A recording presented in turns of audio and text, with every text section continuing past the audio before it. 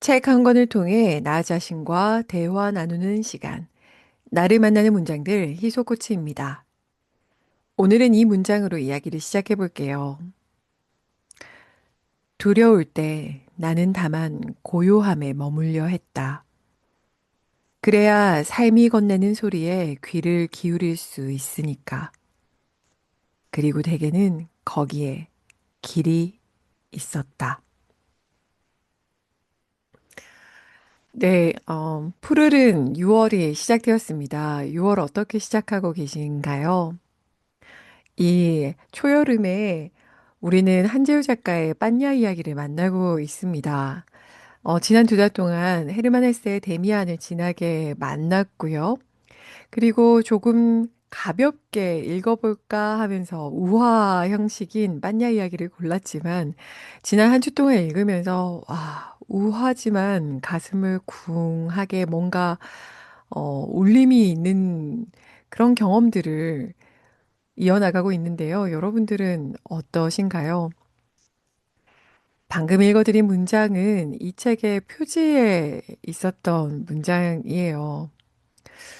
두려울 때 그저 고요함에 머물려 한다라는 말. 어때요, 여러분들 요즘 여러분의 두려움과 어떻게 지내고 계신가요?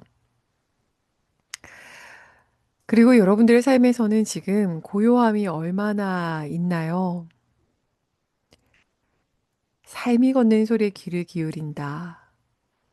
여러분들은 지금 여러분들의 삶이 여러분에게 어떤 소리를 전하고 있는 것 같나요? 이 짧은 문장들 안에 참 많이 묵상할 내용들이 있더라고요.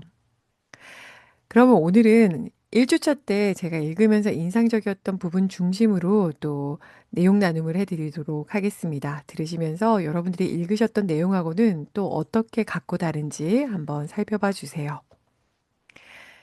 네, 챕터는 제가 총 3개를 꼽았는데요. 같이 한번 이야기 나눠볼게요.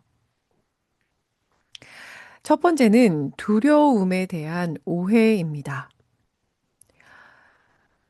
문장입니다. 9쪽에 소개된 문장인데요.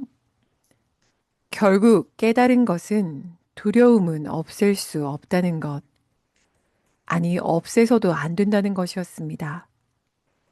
대신 두려움과 함께하는 법을 배워야 했습니다. 네, 이 문장을 읽는데, 두려움은 없앨 수 없다. 없애서도 안 된다라는 문장이 여러분들에게 어떻게 들릴까 싶었어요. 사실 저만 해도 하루 종일 저의 하루를 보면 제가 느끼는 두려움을 없애려고 발버둥치는 하루 같거든요. 제가 느끼는 불안, 두려움에 대해서 제거하려고 조금 더 노력하고 노력하는 삶 같은데 이 문장을 읽으면서 만약에 두려움이라는 걸 없앨 수 없다면 그냥 이걸 진리로 받아들인다면 나는 내 하루를 어떻게 살게 될까? 잠시 음미하게 되었던 문장입니다. 그리고 곧이어 나오는 이 문장에 그날 채팅창에 인증들이 가득 찼던 것이 기억이 나는데요. 한번 읽어드릴게요. 10쪽과 12쪽에 소개된 문장입니다. 두려움이 바로 힘이야. 두려움을 이겨내야 강한 것이 아니라 두려움의 크기가 곧 강함의 크기야. 우리가 두려워하는 것, 피하고 싶은 것, 바로 그것과 친구가 되는 것. 그것이 진정한 용기이자 지혜이기 때문이죠. 네. 얼마나 동의하시나요? 그때 다양한 여러분들의 생각들이 올라왔던 것이 기억이 나는데요. 두려움이 힘이다. 내가 가진 두려움의 크기가 강함의 크기다. 도대체 나는 얼마나 강한 것인가. 이렇게 막 농담을 했던 것이 기억이 나는데요. 저는 오늘 이렇게 스크립트를 준비하면서 다시 한번 이 문장을 보니까 내가 두려움이 크다라는 건 내가 친구가 될 사이가 많다라는 것? 그렇게 치면 되게 든든한 강함이 될 수도 있겠구나. 함께 할 거니까, 춤출 거니까, 내가 친구가 많은 걸까? 라는 생각도 문득 들기도 했습니다. 이 두려움에 대한 것은 아마 이 책 내내 전반적으로 다뤄질 것 같아요. 하지만 서문에서 이제 두려움이 바로 강한 것도 아니고 두려움을 없앨 것도 아니고 두려움은 우리는 함께하는 것이다라고 말하는 이 작가의 관점에 대한 호기심이 충분히 일어나는 부분이었어요. 그럼 다음 챕터도 넘어가 볼까요? 다음 제가 선택한 챕터의 제목은요. 어, 아는 원숭이? 아는 원숭이라고 일단 뭐 듣는 원숭이, 아는 원숭이라고 말씀드리고 싶어요. 네, 이 책은 원숭이 빤야의 이야기입니다. 첫 속에는 빤야의 일상생활이 나타나요. 그러니까 본인의 아버지가 이렇게 족장 같은 거죠. 우두머리인데 그 아버지의 뒷모습을 보면서 아, 저렇게 아버지처럼만 되면은 인생이 괜찮을 거야 라는 마음으로 아버지가 말해주신 것들을 쭉쭉 흡수하고 그대로 살려고 노력을 하던 이제 빤야에게 어느 날 특이점이 옵니다. 그때 소챕터는 목소리가 거기 있었다예요. 이게 무슨 말일까요? 27쪽에 이렇게 적혀 있어요. 그 순간 속삭이는 듯한 목소리가 들렸다. 두려워하지 마라. 네, 이 두려워하지 마라라는 말은 빤야가 진짜 갑자기 들어요. 그러니까 소리를 듣는 원숭이가 된 거예요. 근데 흥미로운 것은 두려워하지 마라라는 목소리를 듣고 난 후에 또 하나 다른 방향이지만 다른 목소리를 인지하게 되는데 그것은 그림자 목소리였어요. 계속 두려움을 읊어주는 어떻게 보면 부정적인 목소리였죠. 난데없는 두려워하지 마라라는 목소리를 들었을 때도 빤냐는 놀랐지만 자신 안에 그림자 목소리, 굉장히 부정적인 목소리들이 떠들고 있다라는 것을 알아차린 후부터는 그 목소리에 귀를 기울이고 그리고 그 목소리가 자신에게 어떤 영향을 주는지에 대해서 인지하기 시작합니다. 예를 들면 목소리가 계속 들리고 알아차리다 보니까 31쪽 이렇게 표현되어 있어요. 그림자 목소리가 떠들어댈 때면 가슴 속에 검은 안개가 자욱해지는 것처럼 답답한 느낌이 들었다. 어, 그러니까 아무 따였죠. 묻고 따지지도 않고 아무것도 묻고 따지지도 않고 그냥 아버지의 뒷모습 그냥 이렇게 살면 되겠지 했던 빤야의 삶에 정말일까? 라는 의구심이 올라오면서 그런다고 다 되는 걸까? 정말 이게 맞는 걸까? 라는 무조건적인 믿음에 균열이 가기 시작합니다. 그러면서 이제 빤야만의 여정을 걷게 되죠. 특히 여러분들이 알고 계신 그 어둠의 숲으로 가게 되는 이야기가 나오는데요. 그때 한 원숭이가 빤야를 만나고요. 빤야는 그 원숭이의 모습을 보고 깜짝 놀라요. 자기가 평상시에 보던 이건 판단적 언어지만 멀쩡한 원숭이들하고는 굉장히 다른 원숭이들을 만나거든요. 소위 이를 잡지 않은 원숭이라고 해서 숲에 들어가서 고요하게 죽음에 대해서 탐구하는 원숭이들을 만나는데요. 그 원숭이들을 만나는 여정에서 숲 곳곳에서 정말 처음 보는 늙음을 마주한 원숭이들과 만나고 빠냐는 난생 겪어본 적 없는 두려움과 공포를 느낍니다. 그런 여정이 계속 소개되면서 죽음을 하는 원숭이를 만나는데 그 원숭이가 이제 빤냐를 만났을 때 빤냐가 막 궁금한 점을 이야기하면서 얘기하다가 문득 그 원숭이가 이렇게 얘기해요. 어? 자네는 소리를 듣는 원숭이로군. 내면의 소리를 듣는 원숭이. 그러니까 그냥 원숭이 집단에서 아무 의심 없이 그냥 주어진 대로 살아가는 원숭이가 아니라 자기 내면의 소리에 이제 귀를 기울이는 원숭이라는 것을 알고 난 후에 그 숲의 원숭이가 이제 빤야에게 대화를 트기 시작하죠. 사실 빠냐는 그때는 늙음이라는 것 자체에 너무 큰 충격을 받고 있는 상태였어요. 그래서 죽음이 뭔가요? 늙음이 뭔가요? 이런 이야기를 하면서 그 숲에 있는 원숭이가 했던 말 중에 저는 57쪽에 이 표현이 굉장히 인상적이었어요. 늙음은 정말 조용히 찾아오기 때문에 아무도 그 순간을 볼 수는 없어. 이 문장을 조금 더 음미해 보면은 그 숲에 사는 원숭이가 이렇게 비유해요. 풀 한 포기가 있으면 그 풀이 이렇게 싱싱할 순간은 볼 수 있고 확 시든 모습은 볼 수 있지만 생생한 모습에서 시들어 가고 있는 모습, 그 순간들은 우리가 본 적이 없다라는 거예요.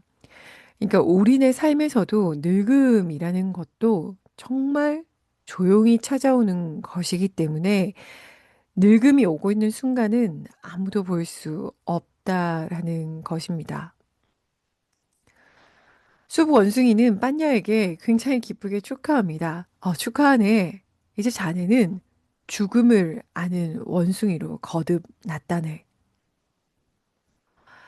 그러니까 내면의 소리를 들을 줄 아는 원숭이이면서 동시에 빤냐는 죽음을 아는 원숭이가 되었습니다.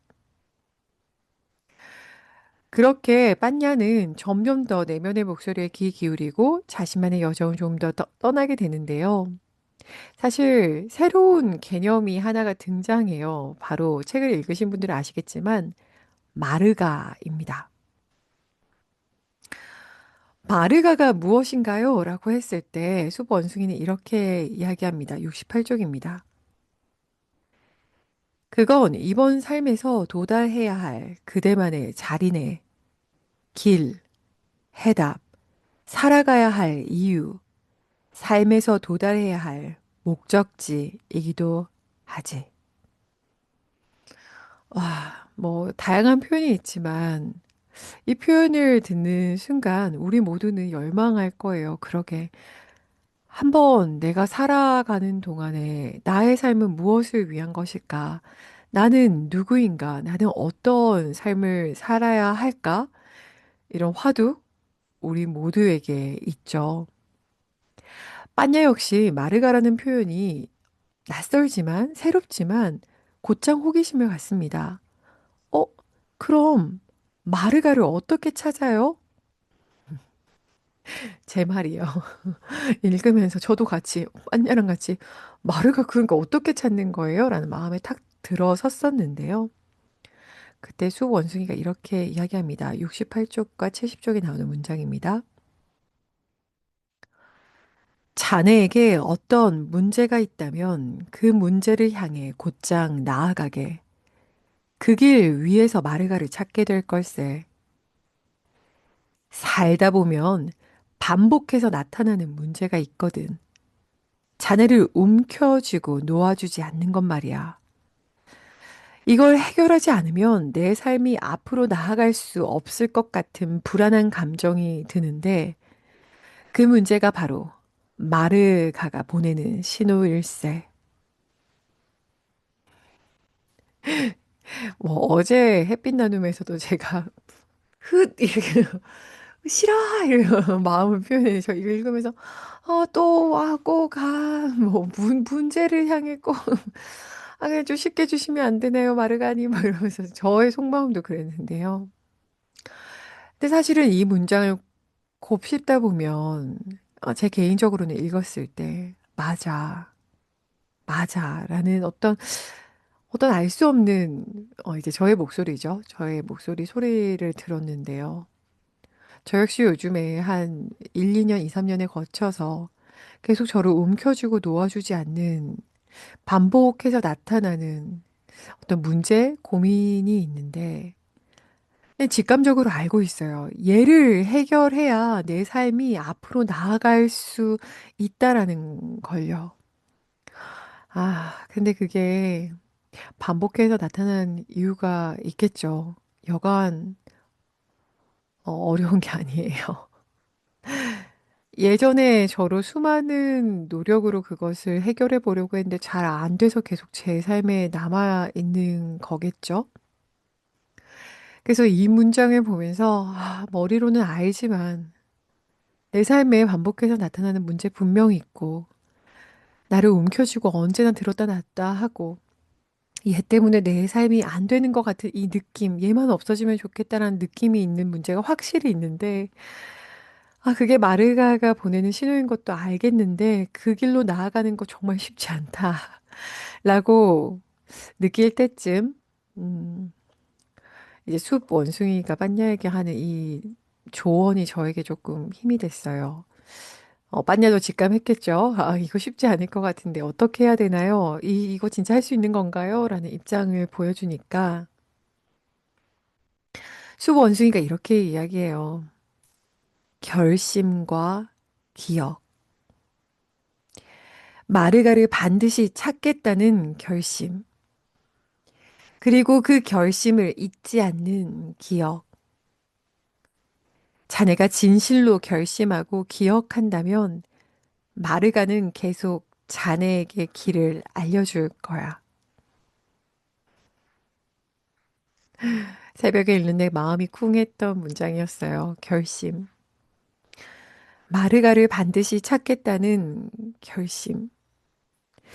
내가 이 삶을 살아가야 하는 이유, 내 삶에서 도달해야 할 목적지, 다른 사람 말고 내가 나의 삶에서 도달해야 할 나만의 자리, 나만의 길, 해답에 대해서 반드시 찾겠다는 진실 어린 결심이요.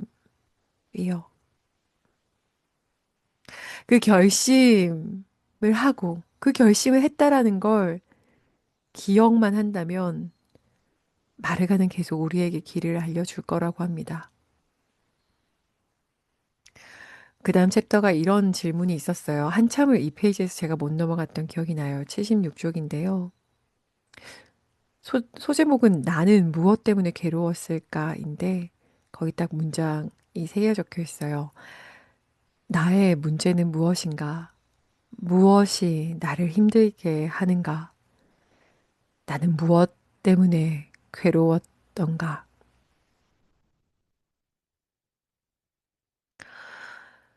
여러분은 무엇 때문에 괴로우십니까? 무엇이 여러분을 힘들게 하나요?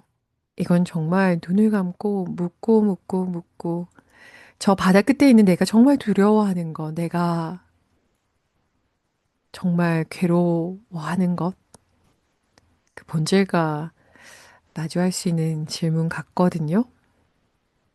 한번 깊게 물어보시기 바래요. 나는 무엇 때문에 괴로운가? 무엇이 나를 힘들게 하는가? 네, 오늘의 질문으로 마무리하려고 합니다. 아까 읽어드렸던 마르가 관련된 문장인데요.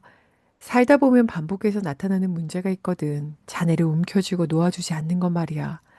이걸 해결하지 않으면 내 삶이 앞으로 나아갈 수 없을 것 같은 불안한 감정이 드는데 그 문제가 바로 마르가가 보내는 신호일세. 관련한 질문은 이렇게 될 수 있을 것 같아요. 지금 여러분의 삶에 반복해서 나타나는 문제, 즉 여러분의 마르가가 보내는 신호는 무엇일까요? 한번 그것에 대해서 깊게 음미해보는 한 주 되시길 바랍니다.